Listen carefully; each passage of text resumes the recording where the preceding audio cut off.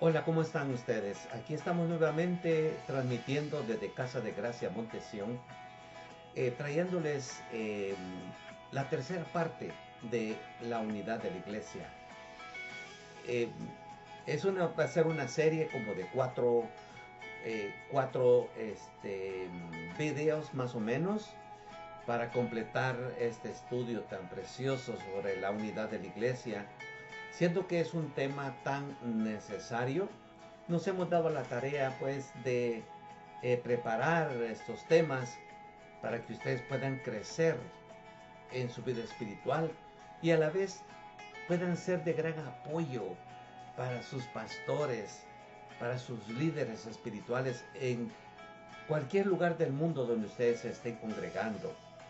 Pero yo creo que es importante porque este es un mal, es como una pandemia, lo puse yo al principio, es como una pandemia, como el coronavirus, este problema de la unidad de la iglesia, la falta de unidad de la iglesia más bien. Quiero comenzar en esta ocasión con esta diapositiva. Lo hago de esta manera para que ustedes también puedan tomar notas y aprender juntamente con nosotros. Pues aquí vamos eh, para comenzar el tema de hoy o la tercera parte de este estudio. Gálatas 5, verso 19. Dice así: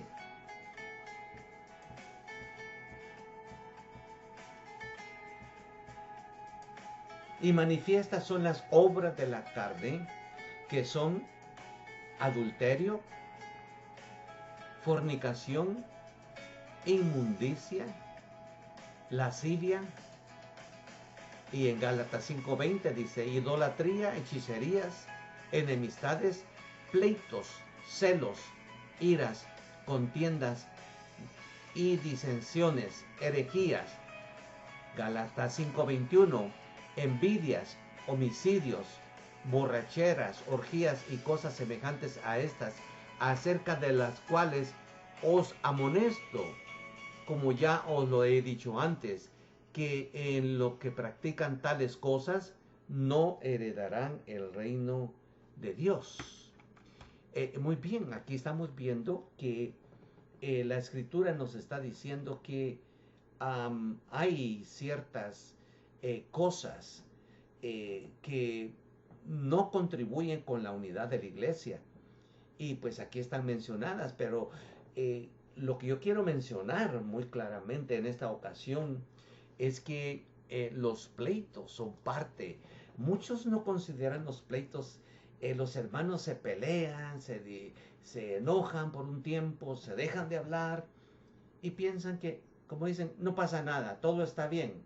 Pero no, es un problema serio cuando los hermanos se pelean, porque pleitos es una discusión y resolución en juicio de un problema o diferencia entre dos personas.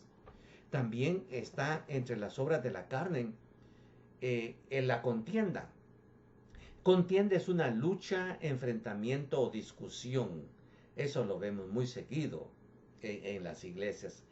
Discusiones, contiendas entre hermanos. Y disensiones. Esta es falta de acuerdo o de aceptación por parte de una persona, de una situación, una decisión u opinión. Entonces nos estamos dando cuenta aquí que realmente el asunto de la unidad de la iglesia es algo en lo cual nosotros, los pastores, líderes de la iglesia, debemos de trabajar en esto. Lamentablemente, dentro de los mismos eh, líderes de la iglesia existen divisiones y por lo tanto es necesario que este tema nosotros lo pudiéramos digerir de una manera que entendamos la gravedad del asunto, lo que es las divisiones en la iglesia. En Tito 3, verso 10, nos dice la palabra del Señor lo siguiente: al hombre que cause divisiones después de una y otra amonestación, deséchalo. Estoy leyendo en Tito 3:10. Muy pronto les voy a poner la diapositiva para que ustedes tomen notas también.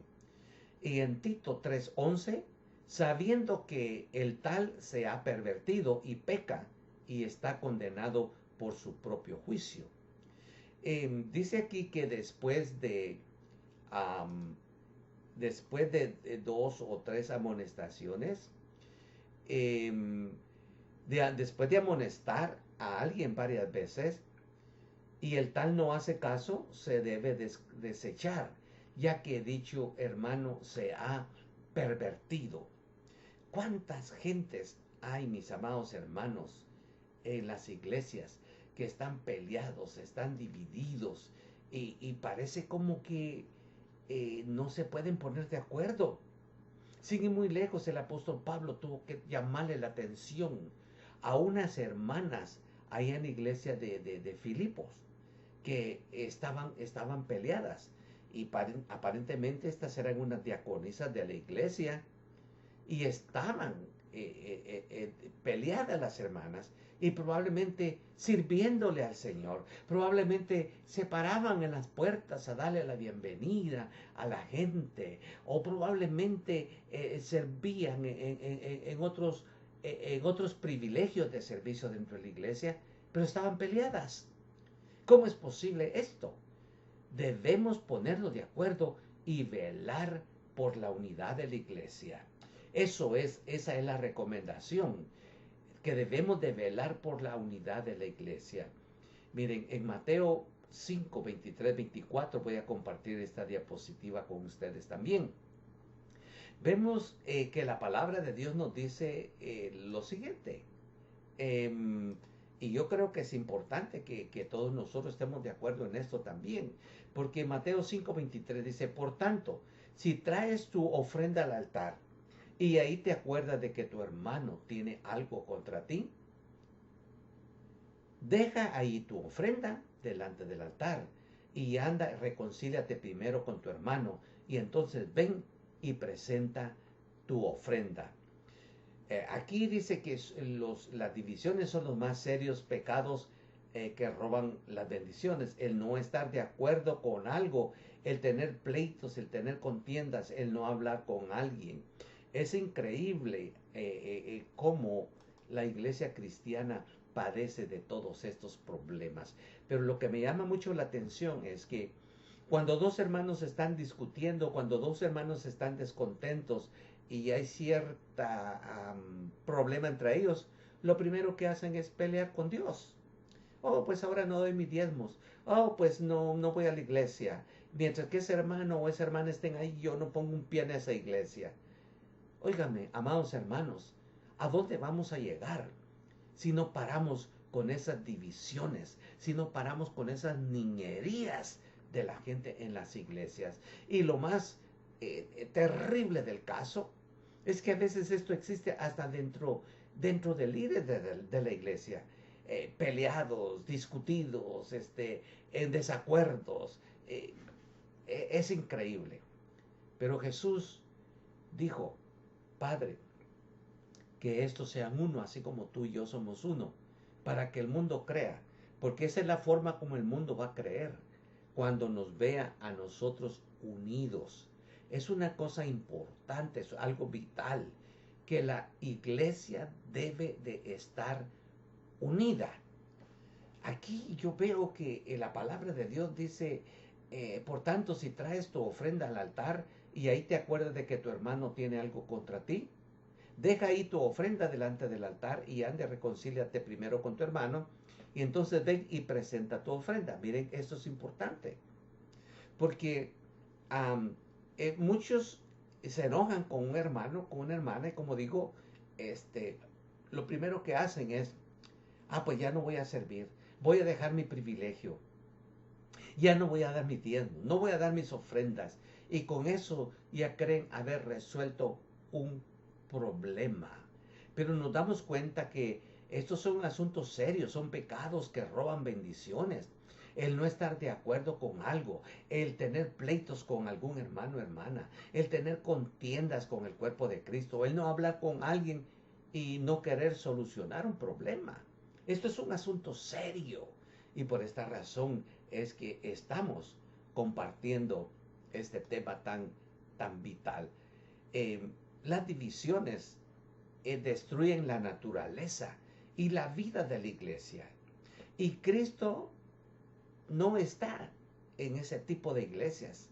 Así se llamen iglesias de Cristo, se llamen el buen pastor, se llamen, pónganle el nombre que quieran a la iglesia.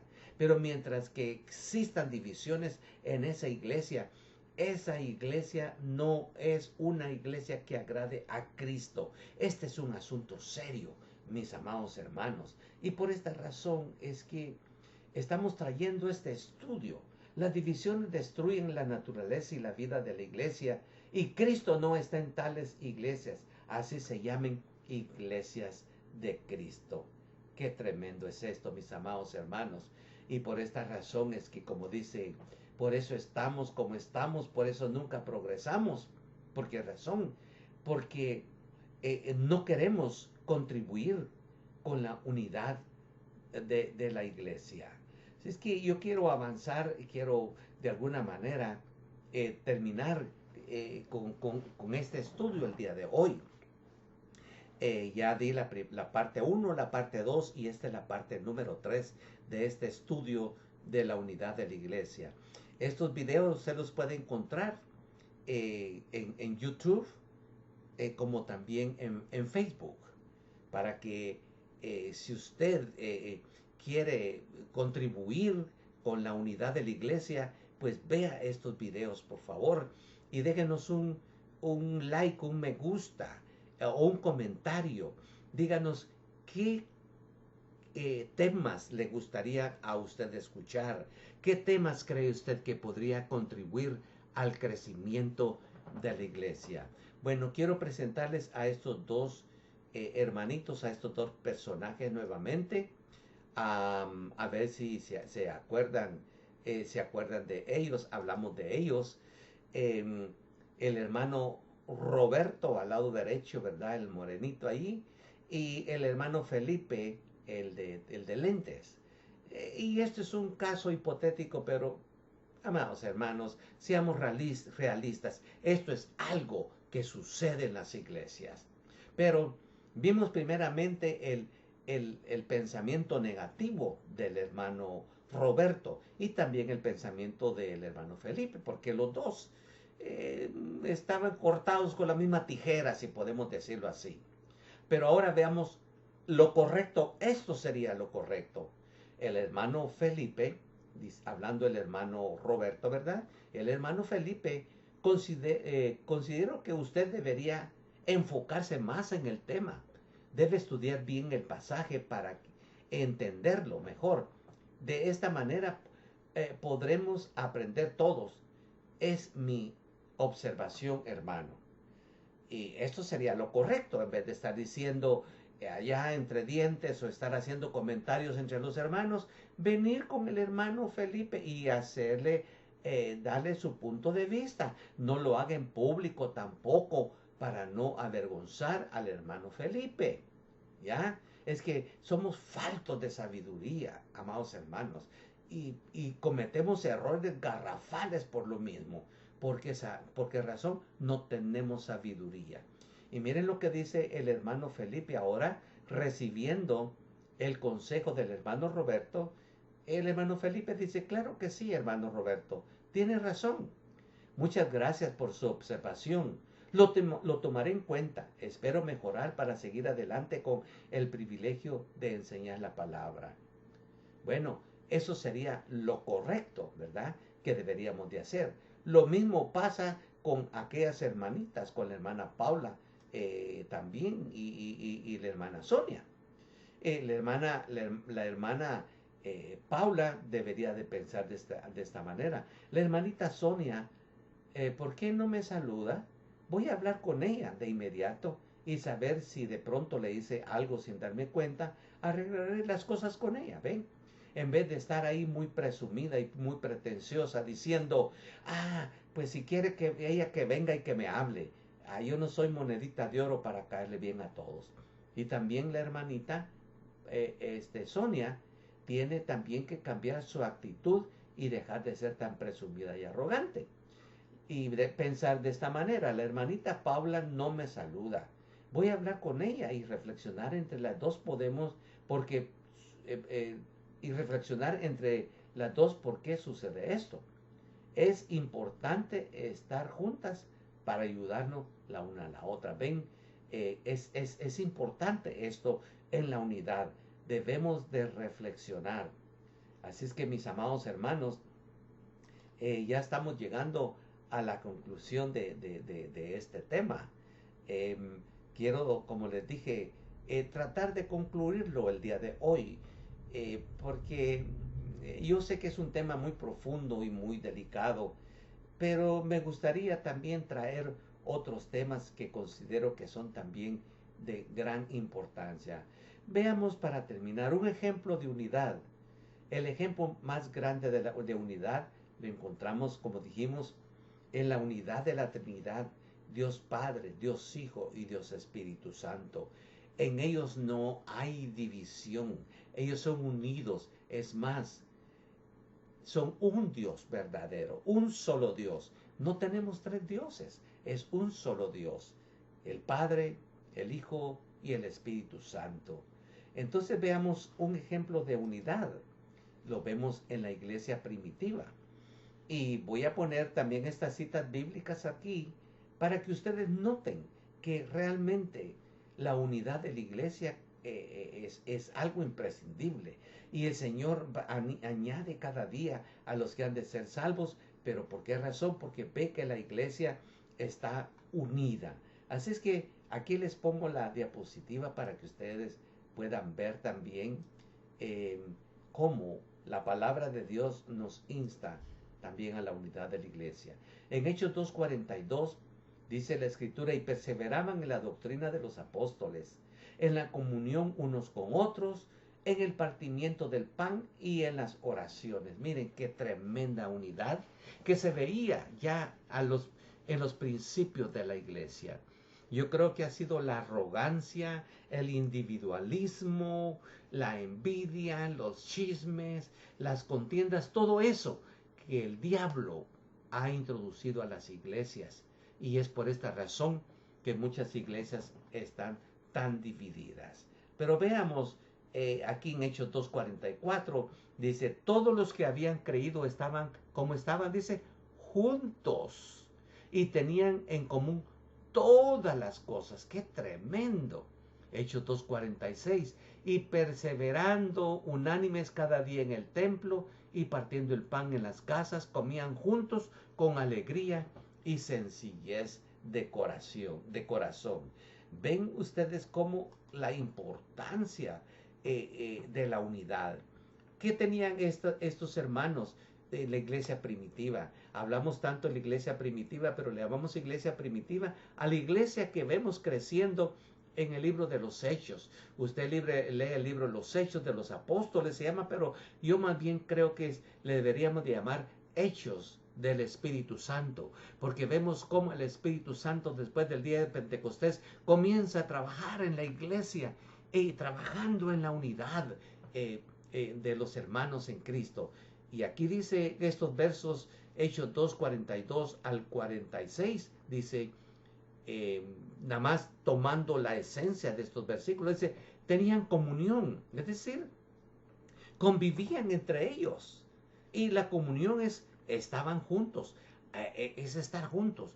Yo no sé cómo es posible que haya gente tan ermitaña, gente tan alejada totalmente de Dios. Lucen en los púlpitos y lucen en todos lados, pero simplemente, mis amados hermanos, no se pueden relacionar con la gente. No pueden convivir. Allá están siempre alejados del resto de la hermandad cristiana. Estos aquí estaban unánimes. La unanimidad es sinónimo de unidad. Comían juntos.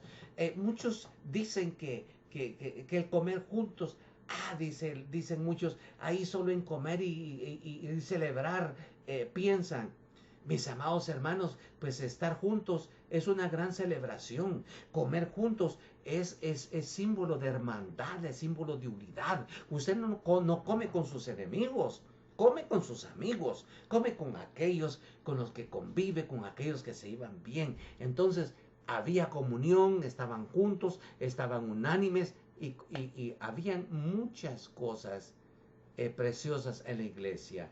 Y una de las cosas que quiero compartir también en este día es que la palabra de Dios nos dice en Hechos 4:32, y la multitud de los que habían creído, oigan, esto es muy importante, eran de un corazón y un alma. Y ninguno decía ser suyo propio nada de lo que poseía, sino que tenían todas las cosas en común. Es decir, un solo corazón, una sola alma. Ninguno pensaba distinto. Unidad en todas las cosas. Esta es la iglesia realmente ideal. Esta es la iglesia por la que Cristo viene. Una iglesia con este tipo de unidad.